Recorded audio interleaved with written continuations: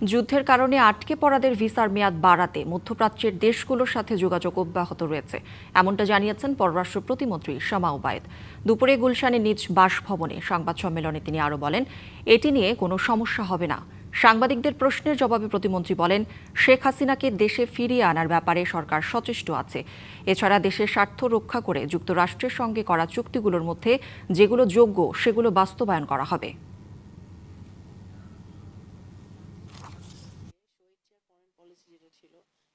শুধু কাতার না, অন্যান্য দেশেরও যাতে ভিসা এক্সটেনশন হয়, আমাদের নাগরিকরা যেন সেই সুবিধাটা পায়।